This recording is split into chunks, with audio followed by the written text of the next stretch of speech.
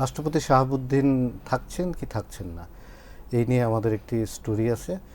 স্টোরিটা নিয়ে আমি আলোচনা করব আমার সহকর্মী জসিম আহমেদের সঙ্গে। জসিম আহমেদ, আপনি জানেন যে নতুন সরকার আসলেই তার সুবিধা মতো প্রশাসন থেকে সব প্রতিষ্ঠান নিজের মতো সুবিধা মতো ঢেলে সাজানোর চেষ্টা করে। তো ইতিমধ্যে আমরা দেখেছি পুলিশ, সিভিল অ্যাডমিনিস্ট্রেশন সহ নানান জায়গায় পরিবর্তন এসেছে এবং দুদকেও পরিবর্তন এসেছে। তো সেক্ষেত্রে আমরা বেশ বিএনপি ক্ষমতায় আসার পরে আলোচনা শুনছিলাম যে মহামান্য রাষ্ট্রপতি শাহাবুদ্দিন থাকবেন কি থাকবেন না। এদিকে জামাত এনসিপির পক্ষ থেকে অনেক চাপ ছিল, তারা আন্দোলনও করেছে। কিন্তু মনে হচ্ছে যে বিএনপি বর্তমান রাষ্ট্রপতিকেই রাখতে চাচ্ছেন। আমাদের স্টোরিটা আসলে কি বলছে? বেসিক্যালি এইটা বিষয়টা দুই রকমই আছে।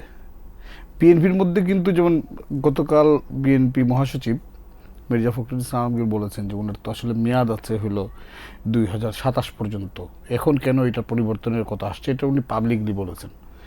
ওইদিকে আবার বিএনপির মধ্যেও কিন্তু একটা বড় অংশ মনে করে যে প্রেসিডেন্ট থেকে যাক তার মেয়াদ পর্যন্ত। আবার যেখানে পলিটিক্যাল চাপও আছে, কারণ বিএনপি তো তার অপোজিশনেরও আসলে আস্থায় নিয়ে তাকে 5 বছর ক্ষমতা চালাইতে হবে, এবং জুলাই আন্দোলনের সাথে যেহেতু বিএনপি ছিল, সো জুলাই মুভমেন্টের যারা অন্যান্য স্টেক হোল্ডার আছে তাদের কথাও কিন্তু আসলে বিএনপিকে গুরুত্ব দিতে হচ্ছে। তো মূল ইস্যুটা হচ্ছে যে বিএনপি যদি প্রেসিডেন্টকে চলে যেতে বলে, প্রেসিডেন্ট রিজাইন করে দিতে পারেন। তো বলেছেন, হ্যাঁ, উনি যেমন আজকে উনি আমাদেরকে বলেছেন যে আসলে ইভেন আমরা যখন ওনার কাছে জানতে চাইলাম যে বিএনপি মহাসচিব তো এটা বলেছেন যে আপনি 2027 পর্যন্ত থাকবেন, এ বিষয়ে আপনার মতো, উনি বললো যে সবসময় তো আসলে প্রেসিডেন্টকে বা যে কোনো নিয়োগের ক্ষেত্রে সরকারি দল ডিসিশন নেয় যে তারা কাকে রাখবে কাকে রাখবে না, বা নতুন কাউকে নিবে নাকি পুরনো জনকে রাখবে। আমি ওনারা রাখতে চাইলেই যে আমি থাকবো এই সিদ্ধান্ত আমি আসলে নেইনি। তো সেই ক্ষেত্রে এখন বিএনপি রাখতে চাইলেও প্রেসিডেন্ট থাকবেন কিনা এটাও কিন্তু একটা কথা আছে। হ্যাঁ, উনি ধরেন কমফোর্ট ফিল যদি না করেন, বিশেষ করে উনি তো আওয়ামী লীগের একজন রাষ্ট্রপতি, হ্যাঁ, আওয়ামী লীগের নমিনেটেড। হ্যাঁ, এবং এই তত্ত্বাবধায়ক ইন্টারিম গভর্নমেন্টের সময় নানান ধরনের ওনার চলাচলের উপর নিষেধাজ্ঞা ছিল, উনি অনেক কিছু বলতে পারেন নাই। পরবর্তীতে আমরা দেখেছি উনি বলেছেন। তো বিএনপি আসার পরে মনে হচ্ছে যে উনি একটু হলেও কমফোর্ট ফিল করছেন, এবং বিএনপি যেহেতু কোনো চাপ দেয়নি, তাহলে কি আমরা বলতে পারি যে বিএনপি যদি রাখতে চায় ওনাকে তাহলে উনি থাকবেন? উনাকে যদি মানে এই ক্ষেত্রে আসলে উনাকে আস্থায় নিতে হবে বিএনপিকে। উনি যদি ফিল করে যে উনি কমফোর্টেবল থাকবে তাহলে উনি থাকবে। এই ক্ষেত্রে উনাকে হয়তো উনি যে বলছেন যে আমি আসলে এখনো সিদ্ধান্ত নিইনি থাকবো কি থাকবো না, এইটা এমনও হইতে পারে উনি খুব পলিটিক্যালি সেন্সিটিভলি আনসারটা করেছেন, বিকজ কারণ উনি তো জানেন যে এনসিপি এবং জামাত এখনো ইভেন তারা কাউকে কাউকে দিয়ে সম্ভবত রিটও একটা হয়েছে যে কেন উনি সংসদের অধিবেশনে ভাষণ দেবেন। বাট এটা তো বহু বছরের রেওয়াজ যে প্রেসিডেন্ট প্রথম অধিবেশনে ভাষণ দেবেন, তার উপরে ধন্যবাদ প্রস্তাব আসবে সংসদে, সেটা পাশ হবে। এখন দেখা গেল যে বিএনপি ধন্যবাদ প্রস্তাব পাশ করতে গেছে, বিরোধী দল পার্লামেন্টে থাকলো না, সেই ক্ষেত্রে হ্যাঁ ওয়াকআউট করলো। সেইটা কিন্তু একজন রাষ্ট্রপতির জন্য খুবই সম্মানজনক না।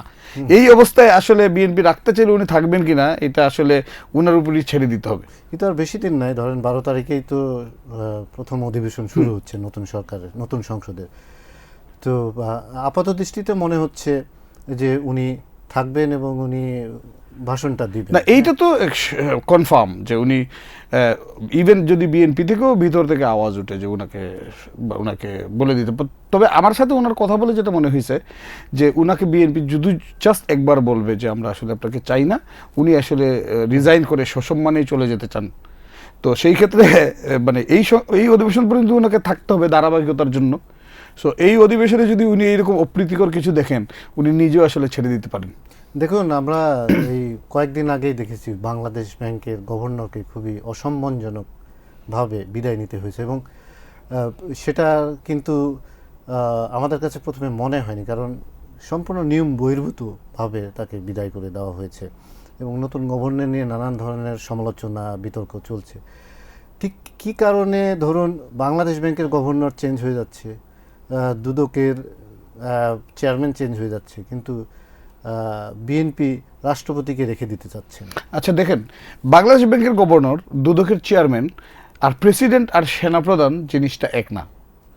এই প্রেসিডেন্ট, এই সেনাপ্রধান যে মানে ডেমোক্রেসির জন্য যে ভূমিকা রেখেছেন, এই দুজন না হলে তো আসলে ইলেকশনই হইতো না। ইন্টারিম গভর্নমেন্টের মধ্যে এটা তো স্পষ্ট এখন যে ইন্টারিম গভর্নমেন্টের প্রধান সহ বেশ কয়েকজন উপদেষ্টা চাননি নির্বাচন হোক, তারা যে কোনো হোক, মব সৃষ্টি কইরা হোক, ইনকিলাব মঞ্চ তৈরি কইরা হোক, বা নানানবিধ কূটকৌশল করে তারা কিন্তু ক্ষমতা দীর্ঘায়িত করতে চাইছিলেন। এমনকি জামাত, এনসিপি সহ ওই গ্রুপটা কিন্তু প্রেসিডেন্টকে সরাইয়া দিয়া মানে একটা কনস্টিটিউশনাল ক্রাইসিস তৈরি করতে চাইছিল, এবং প্রেসিডেন্ট যখন থাকবেন না তখন তার কনস্টিটিউশন সাসপেন্ডই করতে হতো আলটিমেটলি। সেই ক্ষেত্রে কি হতো, ইলেকশনই হইতো না, বা হয়তো 5 বছর এভাবে তারা লেন্দি করতো। সেই ক্ষেত্রে তো এইটা দুইটা মানুষের জন্যই কিন্তু আসলে করা যায় নাই, একটা হলো সেনাপ্রধান এবং আরেকজন হলো প্রেসিডেন্ট। তো যাদের কারণে বিএনপি আজকে ক্ষমতায় বা এই গণতন্ত্রের উত্তরণ করছে, তাদের ভূমিকার কারণে, সেই ক্ষেত্রে এই দুইজন আর বাংলাদেশ ব্যাংকের গভর্নর আর দুদকের চেয়ারম্যান, এই 4 জনের বিষয়টা এক করা যাবে না। দুইজনের বিষয় আলাদা, দুইজনের বিষয় আলাদা। বিষয়টাকে আমি এইভাবেই দেখতে চাই আসলে। আমার কাছে মনে হয় যে এটা খুব ভালো সিদ্ধান্ত। বিএনপি এখন পর্যন্ত রাষ্ট্রপতিকে নিয়ে যে কোনো ধরনের কোনো বিরূপ মন্তব্য করেন না, এবং তাকে রেখে দেওয়ার যে কথা বলছেন, আমার কাছে মনে হয় যে সেটি খুবই একটা ভালো সিদ্ধান্ত। এবং আমরা চাই যে উনি থাকুক, কারণ অন্তত কিছু তো বিএনপির কাজ করা উচিত, যে কারণে আমরা ভাববো যে আগের সরকারের চেয়ে নতুন বিএনপি সরকার তারেক রহমানের নেতৃত্বে তারা নতুন কিছু দৃষ্টান্ত তো স্থাপন করবেন। তার মধ্যে হয়তো এটি একটি দৃষ্টান্ত হয়ে থাকতে পারে। তারপরেও কিন্তু পদটা কিন্তু প্রেসিডেন্ট এবং রাষ্ট্রের সর্বোচ্চ পদ। যদিও কনস্টিটিউশনের প্রেসিডেন্টের কোনো ওই রকম কাজ বা করার কিছু নাই, ক্ষমতা নাই, সরকার প্রধানমন্ত্রী যেটা অ্যাডভাইস করবে তিনি সেইটাই করবেন, কিন্তু পদটা তো রাষ্ট্রপ্রধানের পদ। সেই ক্ষেত্রে ওইটুকু সম্মান তো আসলে রাষ্ট্রপতির চেয়ার এটা আসলে ডিজার্ভ করে।